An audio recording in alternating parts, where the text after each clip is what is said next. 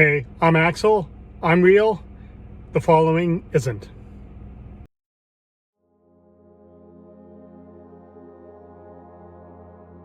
Ever get stuck with like the same memory? Like it's on repeat Yeah. and not even a good one, like just plays over and over. Maybe like right before a job interview. Oh, yeah.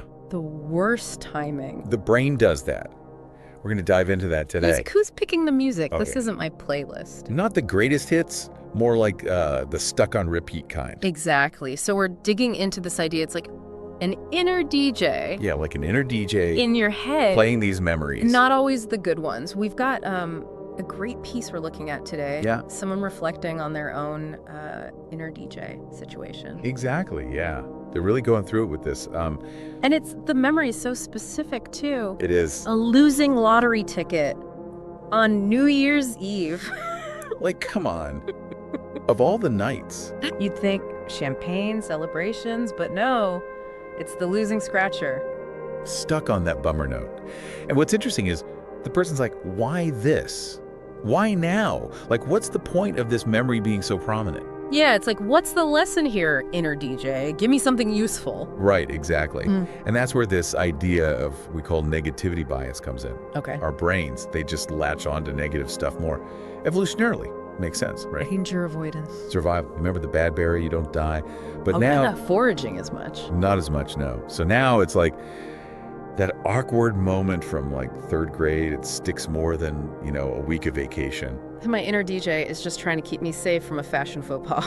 In a way, yeah. It's over-preparing us for threats that aren't really there anymore. Mm-hmm. But knowing this, that's step one.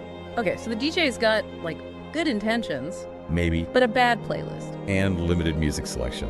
What I find so relatable is the writer, they talk about their inner DJ like it's this separate person. Oh, yeah, yeah. Trying to argue with it, make a deal. Play this instead, please. Total mood. Like, we just negotiate here. Right. Because it can feel like these emotions, these memories, they're just happening to us. Out of our control. We're not totally powerless, though. We can't just, like, erase memories. Delete, delete, delete. Wish it was that easy. But we can get some control back. Okay, how? What do we do? One thing is mindfulness. Have you ever try that? I've heard of it. It's basically hitting pause on the DJ for a bit. Just quiet in there for once. Paying attention to right now what you can actually control. Not the memories, but your breath, what you can see. Then there's cognitive reframing. That's powerful. Cognitive. That sounds very, Fancy. yeah. Basically, you're arguing back with those thoughts. Memory's like, you messed up. You're like, hold on, what did I learn? Ooh, I like that. So turning the bad song into a self-improvement seminar. There you go. It's not about pretending the bad stuff didn't happen. Right. It's about how we frame it, how we let it affect us now, and our memories. They're not like perfectly preserved recordings, No, I thought they were like security camera footage. Unchangeable. More like a story we keep telling ourselves. Each time, it changes a little depending on our mood, what we've learned since. Okay, so that's kind of hopeful. Yeah. That we can tweak the playlist a little over time. We can. And the piece we're looking at, there's this part where the writer, they finally tell someone about this lottery ticket. Oh, yeah. And it's like anticlimactic, right? Totally. Used to be this huge weight. Now, shared with a friend, it loses some power. So, like, just talking about it helped? It's like looking at an old photo with someone. They see things you don't, and suddenly the whole memory means something different. Because you're getting a new perspective on it. Exactly. And maybe that's what we all need sometimes.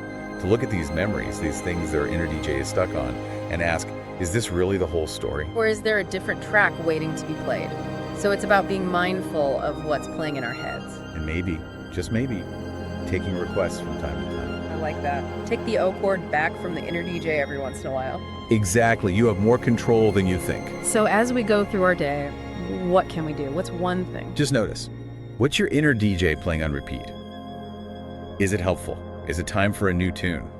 And maybe, just maybe, we can start curating a playlist that's a little more uplifting, a little more hopeful. There you go. Something a little more us.